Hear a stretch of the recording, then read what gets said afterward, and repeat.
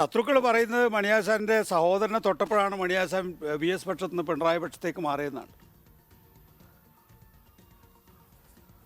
അത് നിങ്ങളുടെ ഒരുമാതിരി തോന്നിയാസം പറച്ചില്ല.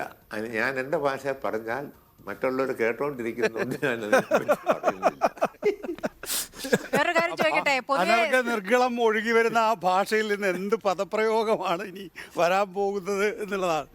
ഒരു സംശയം ചോദിക്കട്ടെ, താങ്കളൊരു സ്ത്രീ വിരുദ്ധനാണ് എന്ന് പറഞ്ഞാൽ അതിനോട് എന്തായിരിക്കും മറുപടി? കാരണം എപ്പോഴും സ്ത്രീകളുമായി ബന്ധപ്പെട്ട് സമരം ചെയ്യുന്ന സ്ത്രീകളാകട്ടെ, രാഷ്ട്രീയത്തിലുള്ള സ്ത്രീകളാകട്ടെ, എതിർചേരിയിലാണെങ്കിൽ താങ്കളുടെ പ്രയോഗങ്ങൾ പലപ്പോഴും പൊളിറ്റിക്കലി കറക്റ്റ് അല്ല. പാർട്ടി ആ കാര്യത്തിലൊക്കെ എടുക്കുന്ന ചില ശ്രദ്ധയുണ്ട്. പക്ഷേ താങ്കൾ അതിൽ വിരുദ്ധനാണ്. നിങ്ങളൊരു സ്ത്രീയാണെന്ന് പറയുന്നത് തന്നെ അപമാനമാണ്. കാരണം നിങ്ങൾ ആ പറയുന്നത് തന്നെ സംബന്ധമാണ്.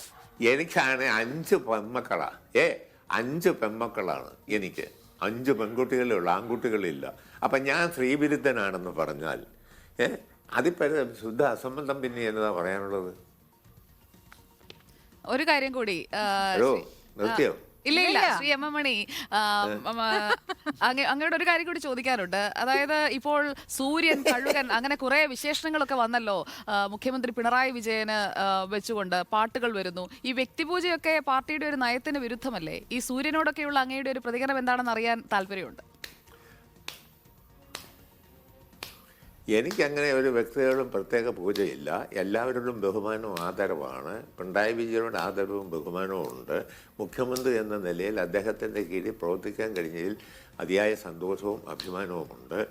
EMSനോടും നയനാരോടും VSനോടും ഞങ്ങളുടെ പാർട്ടിയെ എല്ലാ നേതാക്കന്മാരോടും ആരാധനയും സ്നേഹവും ബഹുമാനവും ഉള്ള ആളാണ്. അന്നും അത് ഇന്നും അത്. അല്ല, സുജിയോട് ചോദിച്ച ചോദ്യം എന്ന് പറയുന്നത് മണിയാസാൻ, ഈ വ്യക്തിപൂജ പാർട്ടിക്കുള്ളിൽ വരുന്നു എന്ന് പറയുന്നത് പാർട്ടിയുടെ അപജയമല്ലേ?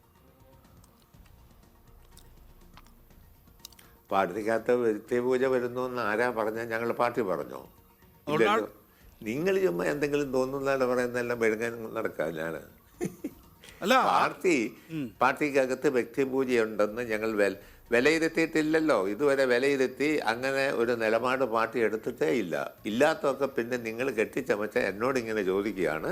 നിങ്ങൾ ആവശ്യമില്ലാത്ത ചോദ്യം ചോദിച്ചാൽ ഞാൻ അനാവശ്യമായ ഉത്തരവും പറഞ്ഞ് ഇല്ലാത്ത പ്രശ്നത്തിലേക്ക് പോകാനേ സഹായിക്കൂ. അതൊന്നും പാർട്ടി വിലയിരുത്തിയിട്ടില്ല വ്യക്തിപൂജയെന്നൊന്നും പറഞ്ഞു. അല്ല, അക്കാര്യത്തിൽ പാർട്ടി തന്നെ ഒരു പ്രത്യേക സമ്മേളനം വിളിച്ചുകൂട്ടി ഈ കാര്യങ്ങളൊക്കെ തിരുത്തൽ വേണമെന്ന് പ്രമേയം പാസാക്കിയാണ് മണിയാസാൻ. നമ്മളുണ്ടാക്കുന്ന കഥയല്ലാതെ ഈ കാര്യം വ്യക്തിപൂജയുടെ കാര്യമൊന്നുമില്ല. പാർട്ടിക്കകത്തെ സംഘടനാപരമായ കാര്യം, രാഷ്ട്രീയമായ കാര്യം, സംഘടനാപരവും പ്രത്യയശാസ്ത്രവുമായ പ്രശ്നം, അതിൽ വരുന്ന വ്യതിചലനം, ഇതെല്ലാം ഓരോ ഘട്ടത്തിലും പാർട്ടി ചർച്ച ചെയ്യുന്നതാണ്. അത് പുതിയ കാര്യമല്ല. പണ്ടു മുതൽ കമ്മ്യൂണിസ്റ്റ് പ്രസ്ഥാനം ലോകത്തുണ്ടായ നാൾ മുതൽ സ്വീകരിക്കുന്നതാണ്. ഇന്ത്യയിലെ കമ്മ്യൂണിസ്റ്റ് പ്രസ്ഥാനം ഉണ്ടായ നാൾ മുതൽ സ്വീകരിക്കുന്ന മാർഗങ്ങളാണ് അത്. അതിപ്പോഴും ശരി തന്നെയാണെന്നാണ് ഞാൻ കരുതുന്നത്. അല്ല, അതാ ഞാൻ നേരത്തെ പറഞ്ഞു.